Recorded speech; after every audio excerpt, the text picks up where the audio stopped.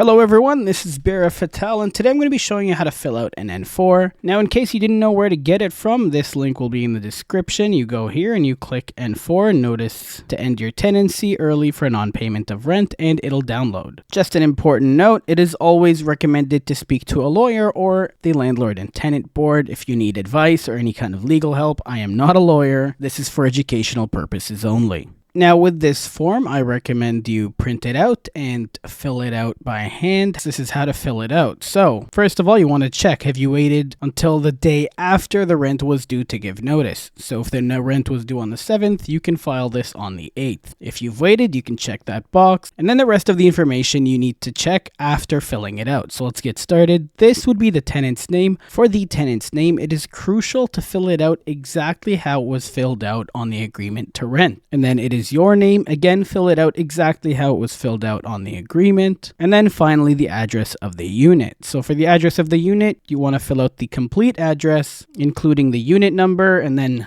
street number, city, province, postal code, and so on. Moving on, in this section, you would write the total amount of rent owing. Notice the period over here, just write if it's zeros after that, that's what you'd write. And then with this, you want to give them at least 14 days from the date of this notice. So for example, if you're giving them this notice on the 14th, you would give them at least up until the 28th to pay the amount by. And then we scroll down, and here is the information you will write out. Now, for this, you're going to be writing out in the time periods. You do not necessarily have to write each month out. For example, if the tenant hasn't paid in 6 months and you've kind of been giving them time, you can just combine the date as in from, day, month, year, to day, month, year, the total rent charged for that period, and the total rent they've paid that period. So if they've paid partially and they haven't paid the rest, you could also give them an N4. And then for some reason, the form they give you online won't let you fill this part out, but you do have to fill it. Now, if it is multiple, for example, broken up periods that you want to charge rent for, you would have to put them each separately. However, if it's one consistent period, for example, a 3-month period, 6 months, 1 month, whatever it might be, you would just fill one of these out, and then you would put the total down here. Again, it doesn't let you do it on the electronic version,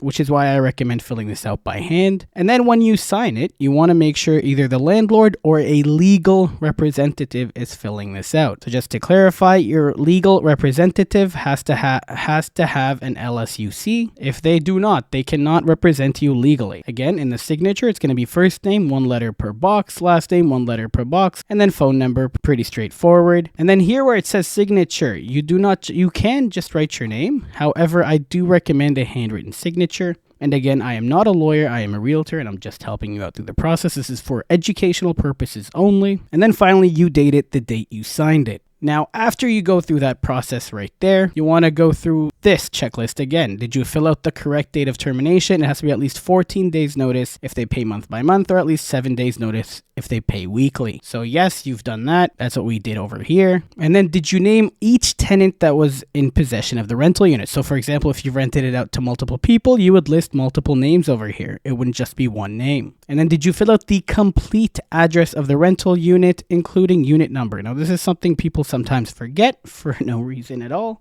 but make sure you have the unit number in there. So again, like I mentioned, unit number, street name, city, province, postal code. So for example, even if it's a basement unit, you need to identify basement and then you write your unit number. So basement becomes your unit number. After doing that, you want to check your math, because it could get it thrown out for you, by the way. If you do improper math and you have multiple random dates that you're trying to charge for, if it's done incorrectly, it can be thrown out. I'm not saying it will be, I'm just saying it can be. And then finally, did you only include rent amounts? Never include amounts that are other than rent. For example, if you've agreed with a tenant to pay electricity or something of that sort, this is strictly for non-payment of rent. And then finally, did you sign and date the notice? You check this, you print all of these out, and then you need to serve it to the client. Now, when serving it to the client, be very, very careful to serve it how you're supposed to serve it. Now, if you're having trouble with the entire eviction process, I did make a video for that over here. I hope you enjoyed the video and have a good one. Bye now. Now, if you want to speak to a realtor about selling a potential unit, if you're tired of renting it out and you want to transition to commercial where you can evict a tenant immediately upon non-payment of rent, feel free to reach out. My information is in the description, and I wish you all the best.